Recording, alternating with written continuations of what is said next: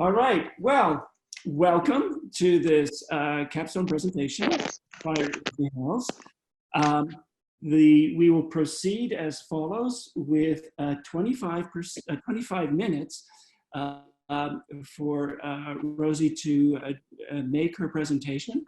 After that, there will be time for questions by the committee. We're hoping that Mark will be part of that. And that Mark's here now. Oh, good. Okay.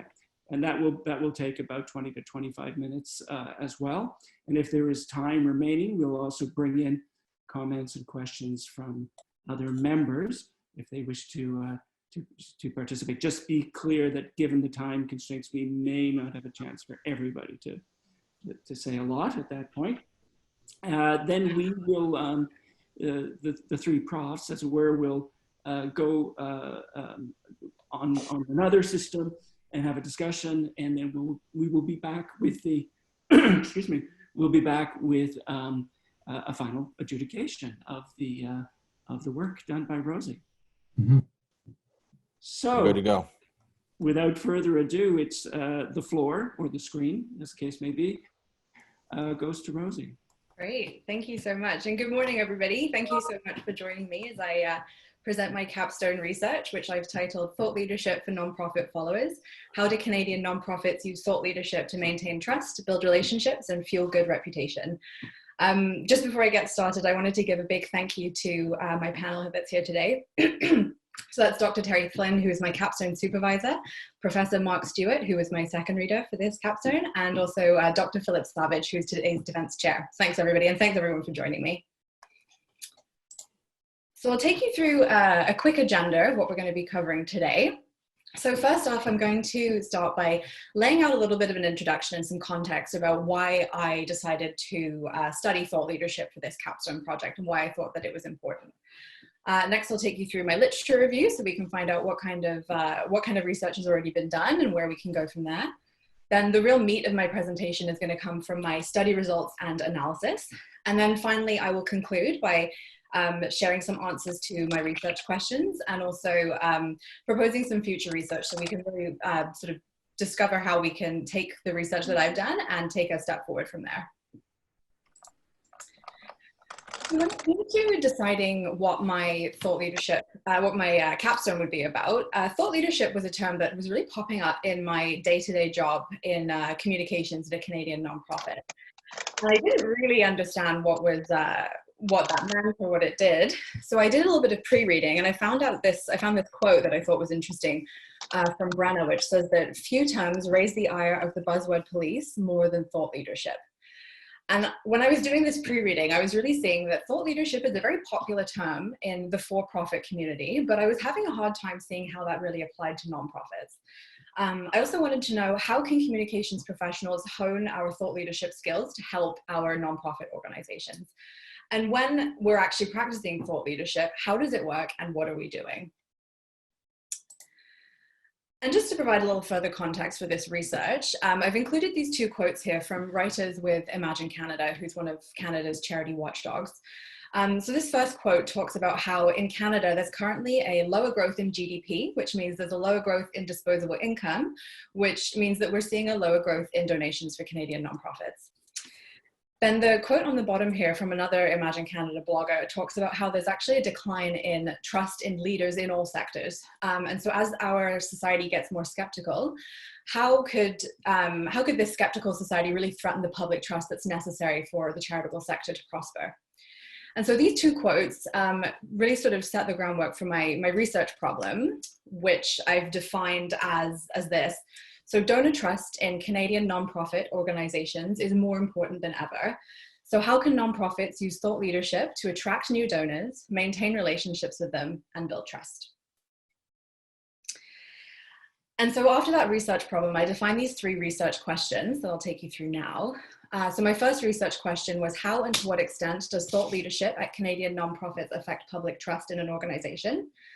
Number two was, how and to what extent are Canadian nonprofits currently using thought leadership as a strategic communications technique? And number three was, how and to what extent do Canadian nonprofits' thought leadership activities utilize trust frameworks? So I'll take you through my literature review now, and this was the sort of where I started in terms of trying to understand a little bit more about the project that I was beginning. So I looked at 3 terms in total, and lots of different subheadings under each. So the first term that I looked at was, of course, thought leadership. So when I was doing my research, I found that a lot of the literature that I was reading was coming from trade publications. So there's very little academic research on thought leadership as it stands. But what I learned was that thought leadership is a type of content marketing. It's a way for an organization to share new and innovative ideas. It's also a way for an organization to showcase that their pre-existing knowledge and expertise. For many organizations, it's a branding activity. It can, in a study that I read by Edelman and LinkedIn, I learned that thought leadership can help to attract and retain new customers. That same study also found that thought leadership can increase trust and enhance reputation. And again, that same study also found that thought leadership can also be pretty risky, and it can open up an organization to a considerable amount of vulnerability. The next term I looked at was trust. So there's a lot of research out there about trust, but when it came to looking at trust through a public relations lens, I found out that trust is the outcome of a successful organization-public relationship. It's really critical for an organization to succeed on its mission work. For trust to exist, there also needs to be a condition of risk and vulnerability. And so that's something that I kind of have woven into my work as we go along. So you'll see that sort of theme continue. For trust to exist, there also has to be interdependence between an organization and its publics. Another piece that you'll see continuing through my research was the idea of trust being created by increasing the knowability of an organization. Trust also helps to establish the credibility of an organization. And again, you'll see that sort of continuing on through my research. And finally, when it came to trust, I read a study by Joe about source credibility and trust, and found that traditional news content, when it was received by a public, was more trusted than that online content that was shared by an organization. So the next term, the final term that I looked at, was reputation. So I've learned a few things about reputation. Firstly, reputation is really grounded in relationships. Reputation is influenced a lot by the credibility of an organization. We also know that reputation can help to signal an organization's quality. We also know that leadership in general can affect the reputation of an organization. And another piece I found by Lovelim and Bednar said that more media coverage, and that's more positive media coverage, often signaled a better reputation of an organization. So I'll take you through the methodology that I chose to use for this study. So I first did in-depth interviews and then followed it up with a content analysis. So when I was looking to do my in-depth interviews, I chose to interview 10 communications leaders from Canadian nonprofits. And I was able to recruit these communications leaders through a series of my own connections, and then in some cases, the connections of my connections. And I was able to interview people from a range of different nonprofits, and that was a varied size, as well as varied types of focuses. So I looked at healthcare charities, I looked at education, development charities, social services. And then when I completed my in-depth interviews, using those 10 organizations that I had spoken to the leaders from, I then looked at those organizations in terms of the content that they were sharing. So I chose to analyze the thought leadership content that they were sharing over social media between January 1st and April 4th, 2020. So that totaled 231 pieces of content. I'll take you through a little bit more detail about my content analysis now, before I show you the results. So when it came to my content analysis, there were 3 main things that I really wanted to look at. So the first thing was I wanted to understand what kinds of thought leadership mediums were being shared. Was the actual content that they were sharing credible? And what was the consistency of that thought leadership content being shared? And so when it came to sitting down and analyzing my data, I first would record the medium of thought leadership that was shared. So that was whether it was a piece of organization-owned content, earned media, a video of a speaking engagement, an infographic.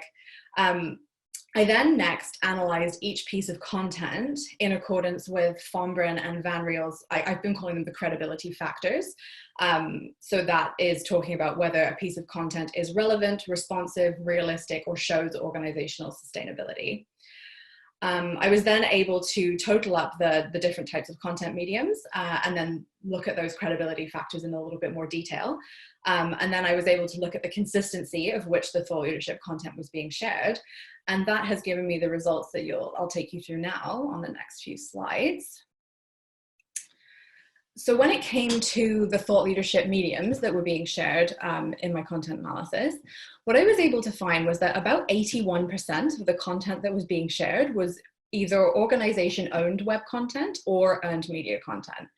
So you'll see from my little donut chart on the side, organization-owned web content really made up the bulk of what I was seeing at just under 54%. And then earned media content made up about just over 26%. So that kind of got me thinking, because Joe in my literature review tells us that media coverage is typically more trusted than organizational content and then the organizational coverage that's shared. So to me, I asked myself, well, does that mean that because these organizations are sharing so much more organization-owned web content, does that make those organizations look less trustworthy? And I was able to find the answer to that question, which was no, by looking at the credibility of the content. So as I mentioned, Fombrin and Van Riel tell us that content that is relevant, realistic, responsive, and shows that the organization is sustainable can help to establish credibility. And again, I've been referring to them as my credibility factors. And so when I analyzed the content, what I found was that over 55% of the content satisfied all 4 credibility factors. And then 44% of the content was relevant and at least one other credibility factor.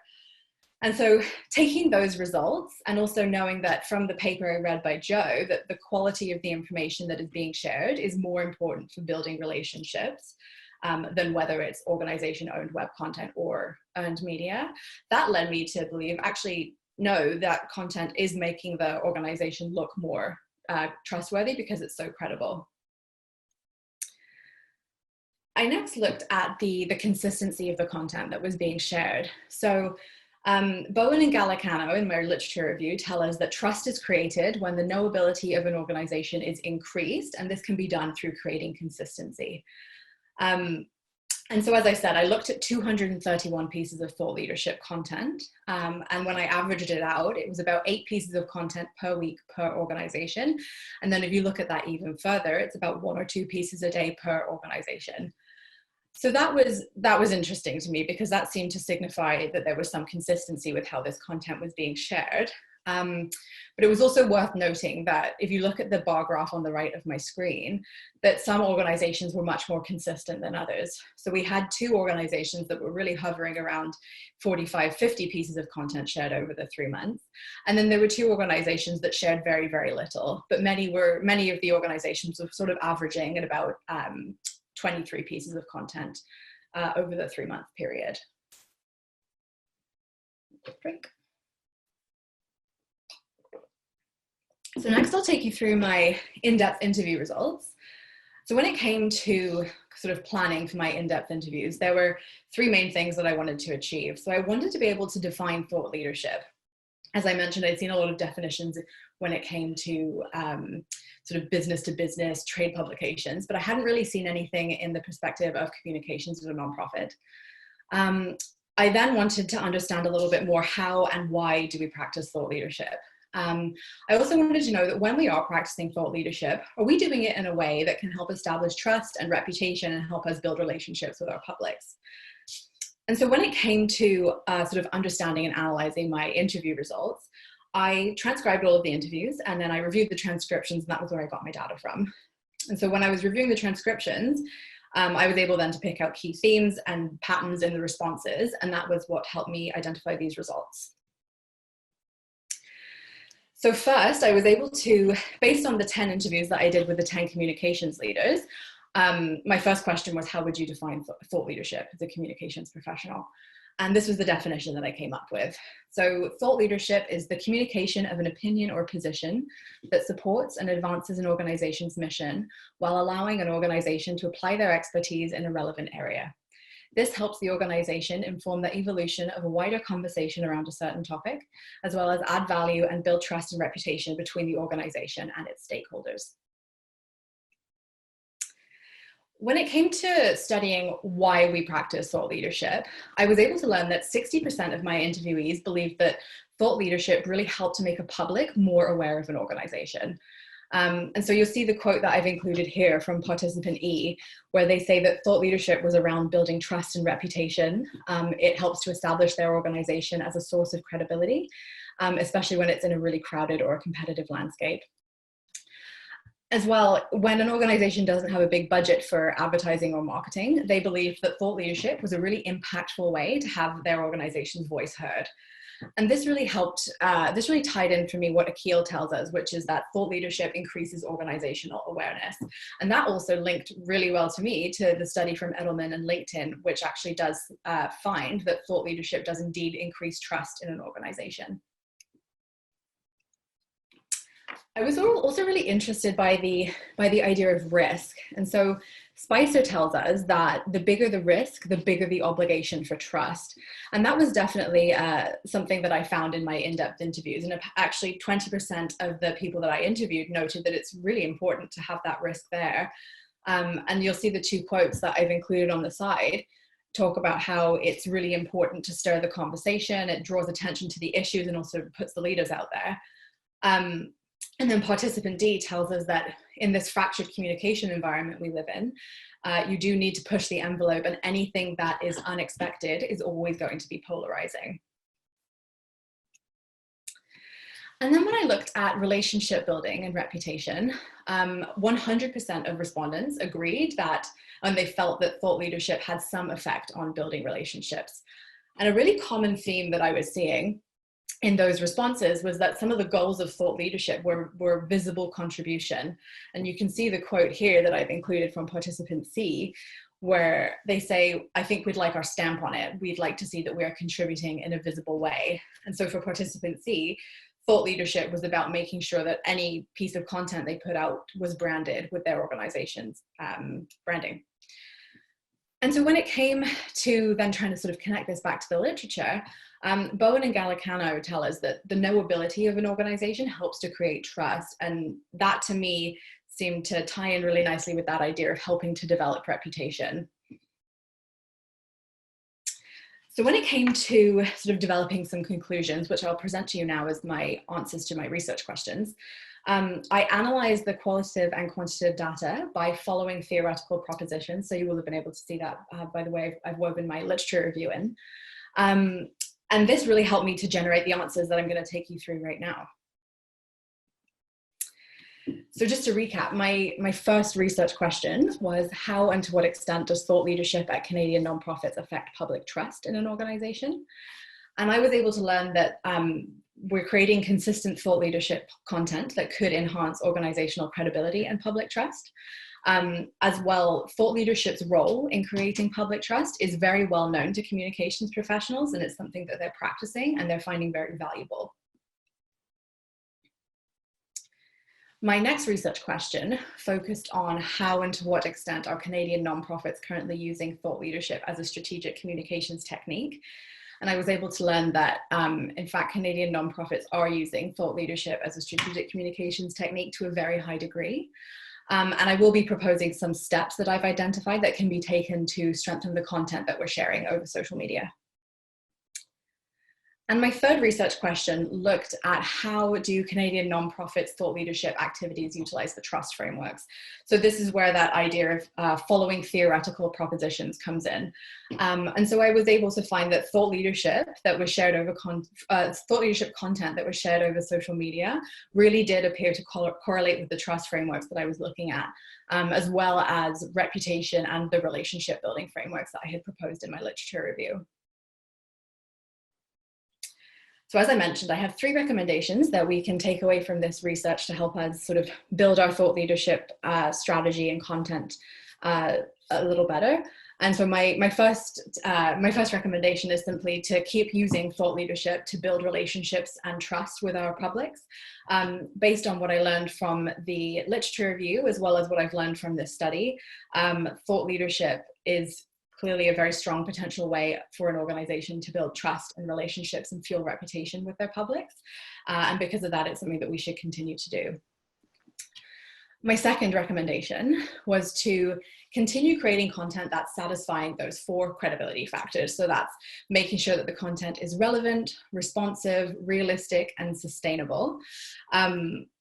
When I was sort of trying to analyze the content, I came up with 4 questions that I was using to help me analyze it. And I think those 4 questions could come in handy here. So asking ourselves, is the content we're creating relevant to the organization's mission? Is it responding to an issue within the organization's sector or sectors? Is it written in a way that is realistic for a member of the lay public to understand? And is the content helping to show the organization's sustainability, or is it showing that the organization is a stable one? And the one area I found that we could really improve on is focusing a little more closely on how to show that organizational sustainability. And I think I thought of a couple of different ways to do this, but one that really stood out to me would be to create a set of key messages or a boilerplate that can be added or integrated into our thought leadership content to make sure that we're always showing how our organizations are sustainable, how they're stable, to help people sort of be able to invest more trust in us. My next strategy would be to share more earned media content. So we know from Joe's paper that earned media content is typically more trusted than organization-owned web content.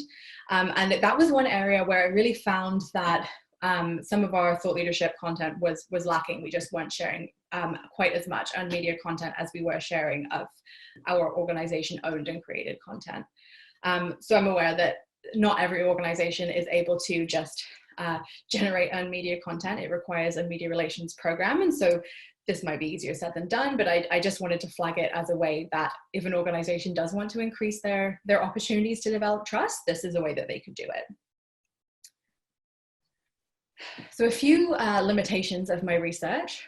So it should be known that I, as the researcher, I am an employee and a previous employee of 2 of the organizations studied. So I did try to not let that bias come into contact with the research too much, but I did want to just mention that here. Another instance for bias was due to time constraints, I, as the researcher, did both the coding and the analysis of the data. I've also posed this as a study of Canadian nonprofits, but because I don't speak or read French, I didn't analyze any French language content. So whether this can be considered truly a full Canadian sort of survey project, I don't know if that's true. Next, there was a wide range of thought leadership content that was out of scope of the study, and that was simply because I had chosen to study stuff that was being shared over social media. So things that didn't come under the scope were things like internal thought leadership or speaking engagements, award applications, things like that didn't make it into the study unless they were shared over social media. I should also mention that as I was sort of finishing up the data collection for this study, we were in the middle of the pandemic. And so I should mention that COVID-19 did pop up a lot in my in-depth interviews, and you could sort of tell that some of the people I was speaking with definitely had COVID-19 on the brain. And so I think in that sense, they may have skimmed over some of the content that they would usually have been sharing, or the thought leadership that they would have been studying, and sharing more about COVID-19. As well, when it came to my content analysis, there were sort of from about mid-March onwards, there was a lot of COVID-19 content being shared, which again may have sort of taken out the opportunity for some other thought leadership content to have been shared during that time. I also have a few opportunities for future research. So I think if I was to continue this research tomorrow, my first step would be to either create a survey or focus groups with different consumers of thought leadership. So while this study really looks at what communications professionals are doing and how we can improve, I think it would be really important to study the other side and to understand how our thought leadership consumers are receiving the thought leadership content and whether it actually is helping them to trust our organizations more. I next thought it would be really interesting to look at some of the thought leadership content that was shared during COVID-19. Some organizations that I studied, I think, weren't able to share thought leadership content that was tied to COVID-19, but I did notice that some organizations did a really great job of sort of using the pandemic as a way to share their thought leadership. So I think that could be something interesting to study. And then finally, I think it would be interesting to look at the concept of risk in thought leadership and trying to understand whether private organizations take more risks with the ideas that they share through their thought leadership. And if they do, why do they do it? And how can nonprofits learn from that? And that concludes my presentation. Thank you so much for listening, everyone. And I'm looking forward to taking your questions.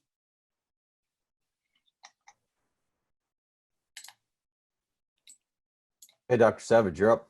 Yes. Well, thank you very much. You were exactly on time with the presentation, which is difficult to do when you're in a sort of a different medium. So I presume you may have rehearsed this. I hope you did. Anyway, your reputation is maintained as a result of this presentation, and there's a lot of thought leadership here. So at this point, we will go to your supervisor, Dr. Flynn, to raise his own questions and comments with you. Excellent. Well, Rosie, first of all, congratulations. This is an excellent paper. This is and your presentation was first rate. Thank you. The presentation, the deck itself, and your sense of confidence as well. So I just want to give you a shout out to that, because I know that this has been a challenging last few months. And I know that your dad and your sister and Paul have been really there as a supportive team. So hats off to them as well to help you cross the finish line. Thank you. And I know that you've got an extra support somewhere else who's guided you here. So congratulations on that. Thanks. Okay, so now down to the brass tacks here. Enough of the lovey-dovey stuff. How about this question? You talked about GDP decreasing, and that would have an impact on giving, right? For especially in the not-for-profit world, for organizations to be able to get to achieve their goals and missions, which mostly in those cases are to raise funds or to raise awareness as well. Obviously, COVID-19 will take a further hit on GDP, and the marketplace is crowded. You talked about the conversation that you had with some of these communicators, starting to contextualize their communications through a COVID-19 lens. How will your findings or your research actually help them to not only just achieve their mission, but actually, cut through the clutter and make it authentic? Because I think part of the feedback that we're hearing in the communication world is that there's a lot of thought leadership happening. People are just throwing everything out there. They might think it's relevant, but they think that it's not authentic. Right. How do you address those issues? So I think that when it comes to sort of helping address those issues in the context of COVID, I would look at some of the recommendations that I've given as a way of establishing a little bit of structure for how you are creating thought leadership content that stands out, but is also that's also authentic. And so the one I think I would focus on would be my second recommendation, which is looking at those credibility factors. So I think an organization will be able to remain authentic when they're commenting in an area that makes sense for them to comment in. So that's keeping themselves relevant, but also maintaining that sense of responsiveness. I think that will help to help them connect with their publics a little further and hopefully inspire trust that's going to help people continue to give.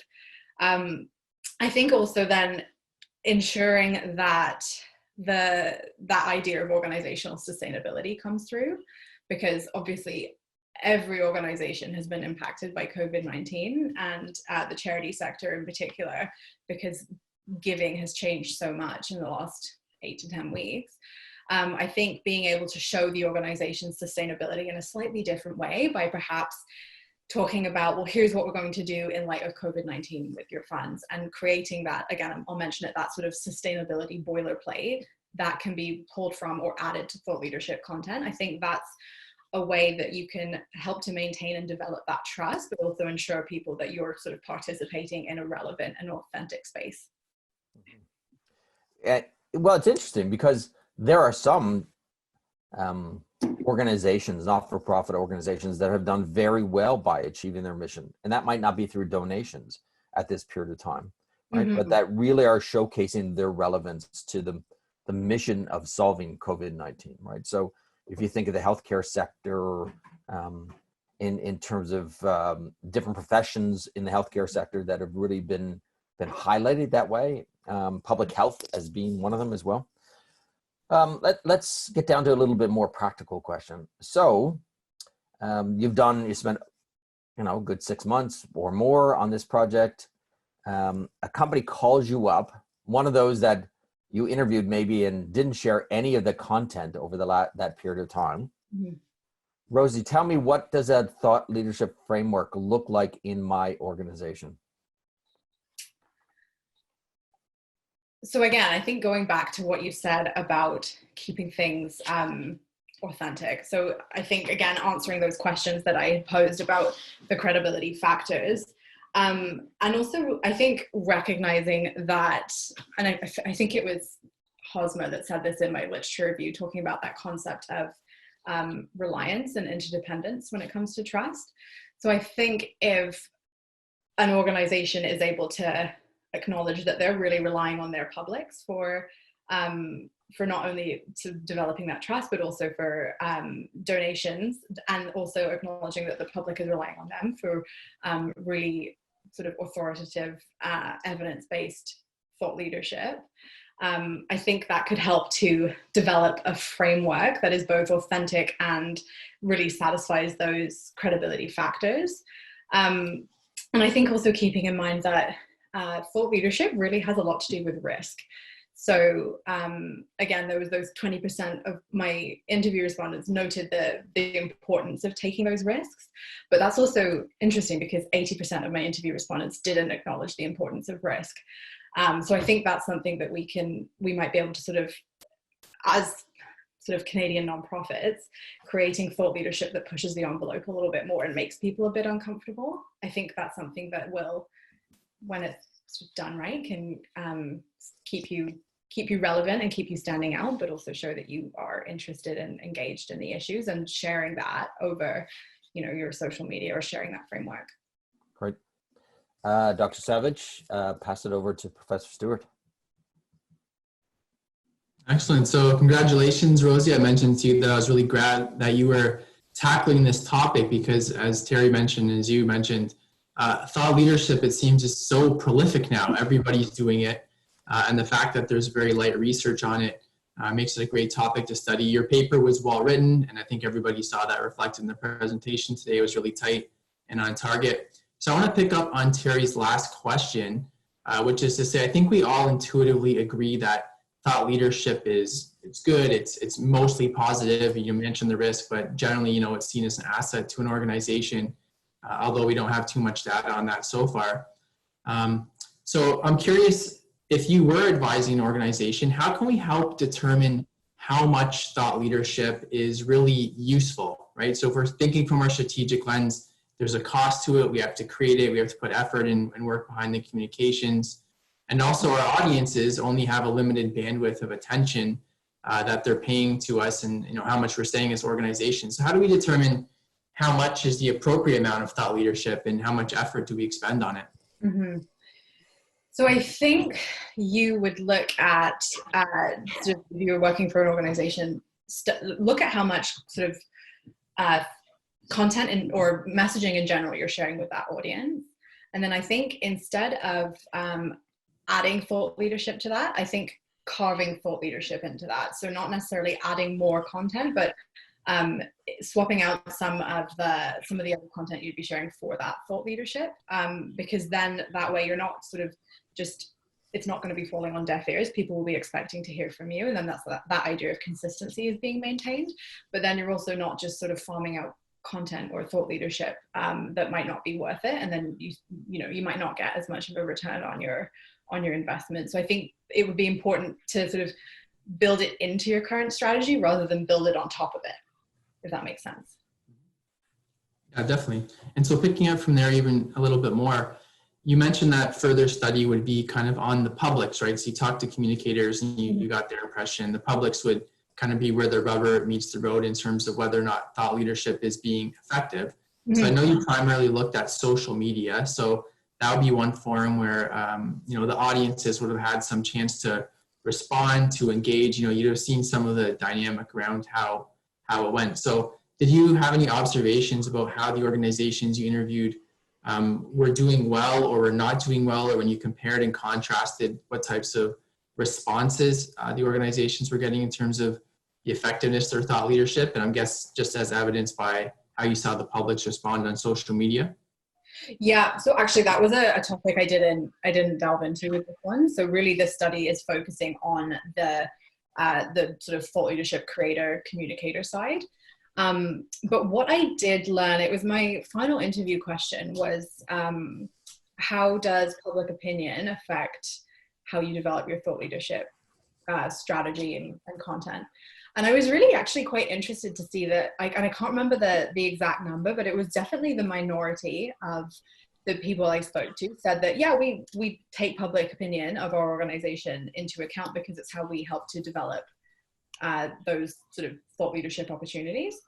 But really the majority of people said, we don't look at public opinion that much. Really, it's where we think we need the organization to go. And I'm not convinced that that's the exact right step to take. I think it should be looking at those, those sort of two-way symmetrical communication platforms like social media to see where are there gaps and where can we be filling that in with some thought leadership. Excellent. So last really quick question, what will you be doing differently at work, or what will you be encouraging your colleagues internally to do differently? Yeah. So again, I know I keep talking about these credibility factors, but to me, they were just when I read them, they're such a sort of something that you can start building into your work and your content right away. And so as part of my job, I work on our sort of bi-monthly e-newsletter. So I think building in those credibility factors into the content that we're producing will be something that I take away from this research and start doing right away.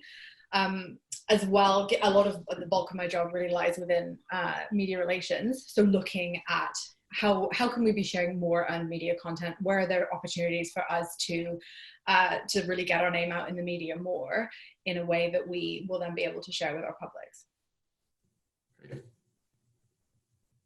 Okay, Rosie, I'm going to use my prerogative as chair, because we have a little bit of extra time here, to ask you one question. Actually, I'll start with one comment and ask a question, if that's all right with you. Yep. So my comment is this. One of the things I find really useful and interesting, both in terms of the academic side and the professional development side with people doing the capstone, is when they really understand the literature and then tie it back into very, I would say, small, but really interesting and well done methodologies. And I think I see this, well, I don't think, I know that is the case with this paper and with your presentation of it. You are struggling with the literature because you point out some of the limitations to it, including the fact that, some of it apparently is not very academic. By the way, a lot of what you do is academic business literature, so I wouldn't be too apologetic about that. So coming out of that, I'm also interested in this notion of, so here's the question. In terms, one of the things that I think that's interesting, especially in the COVID-19 era, is the number of not non-for-profits, for-profit organizations that are taking on a kind of, what I would say, a kind of an ethical or public service kind of role, whether it's, the CEO for A&W talking about it, or, a range of other organizations, sort of going out on the line to say, this is what our values are, this is what our ethics are about in this time. does that suggest to you that what you're doing really has a lot of follow through or carryover into the not-for-profit sector, the for-profit sector? Mm-hmm. Yeah, I definitely think so. I think when I've seen that sort of thought leadership happening from those for-profit companies about COVID-19, that's been really sort of interesting for me, because I, in many instances, have wondered how authentic is it that David's Tea is sending me out an email telling me to wash my hands. Like, that doesn't sort of ring true as being super authentic to me. But then that also got me thinking, with this research, I think it definitely could be applied to those for-profit businesses. I think when it comes to nonprofits, the trust is so important, because so many nonprofits are completely donor funded. And so it's important to create that trust. But I think that idea, that value of trust, is still so important on the for-profit side as well. Okay, thank you very much. We do have time for... Philip, I have one question I want to follow up on. So through the lens of thought leadership excellence, who is doing it excellently right now? So I've seen some great thought leadership content coming out of some of the organizations that I've studied, which I don't know if I can name the organizations, because Well, just name them anonymously as if you didn't study them.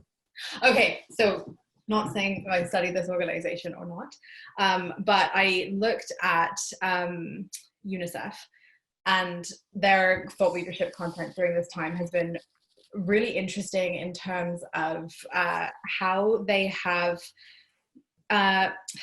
not, and I don't mean it like this, not used the pandemic to their advantage, but they've used COVID-19 as sort of a jumping off point to talk about, well, COVID-19 is an issue in Canada and these sort of first world countries, but what about in Syria and in all these other places across the country? And they've used that to tie in their mission.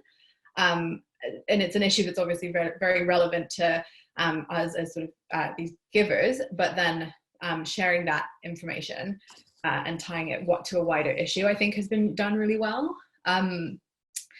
Another organization that I just always admired so much for their thought leadership is Sick Kids Foundation. So looking at their Versus campaign, so I think that started off as it was a rebrand and an advertising campaign, but to me, on a sort of broader level, that was just pure thought leadership, looking at these these sick children who may otherwise have been considered sort of weak, and turning them into these like fighters, and turning sick kids really into that performance brand is something that I just think is like inspired thought leadership. I've always loved it. I've done a couple of projects on it in my time in MCM. Great.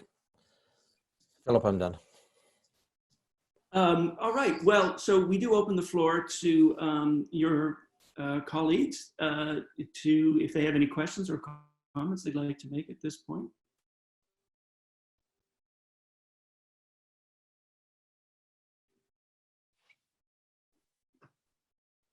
There have been a few coming on the chat in terms of the chat function, but if anyone else wants to ask a question or has a thought they want to share. If not, I would say no. So just before we retire to deliberate, I want to say that Rosie's paper caused me to think about how we can continue to use thought leadership in the MCM program.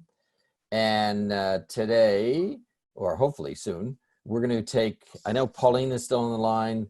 Unfortunately, we didn't record Anthony's, but those that have been Zoom capstones, we're going to edit these, brand them, and then put them up on our website as well. So thought leadership on thought leadership. That's what I'd say.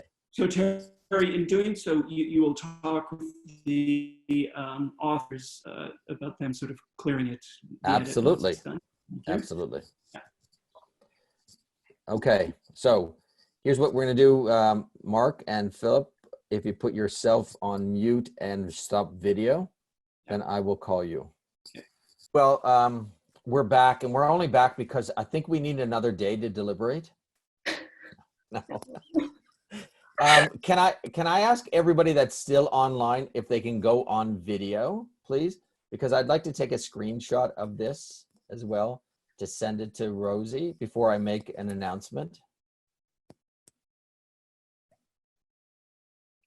Oh, hi everyone. Here we go. Nice. Look at this. Keep coming. Excellent. Thank you, Kim. Anybody else want to come on live, show their bad hair? I know. Look at This this. is We all got it. what they call a cloud of witnesses. Philip, put your video on. I think I do have my video. No, it's black all of a sudden. Oh, sorry. Yeah. Yeah. There Hello. you go. Okay, Rosie, Mark and I had an extensive deliberation, and we believe on a couple things. You know, your proposal that was written for Philip was a really good job. That really kind of set the mark for this. The paper was really well done. As Philip said, the ability to integrate, as he likes to say, to sort of tangle or to mesh the literature with your findings and your research, tremendous. And your presentation was first rate, was excellent. So with the highest honors that you can get in this course, we would like to congratulate you on being, I believe, our 128th MCM grad. Congratulations. Give her all. Thank you. Thank you, everyone. Thank you so much. That's great. I'm thrilled. There we go. Got clapping. So, Rosie, we'll talk about what we can do with this in terms of how you then translate that into something that you can get published as well. But for all those that are still on the sidelines, waiting to step up to the plate, I see a couple of faces right now. Then I look forward to helping you as well as Philip and your supervisors cross the line. So congratulations, Rosie, but next on to you. Thank you, everyone. Thank you so much. And congratulations to your team, John, Mary, and Paul. Well done. Yes, thanks to my team, my people. All the best, everybody. Congratulations. Bye, everybody. Thank you again. And Rosie, sorry, sometime when the university reopens, you are then invited back so that we can go to the Phoenix and you can sign the graduate book and drink out of the chalice because you get a free pitcher of beer. That's how you do it. That. All the best, everybody. Take care, everybody. Talk to you later. Congrats, Rosie. Thank you. Thanks. Thanks, Rosie.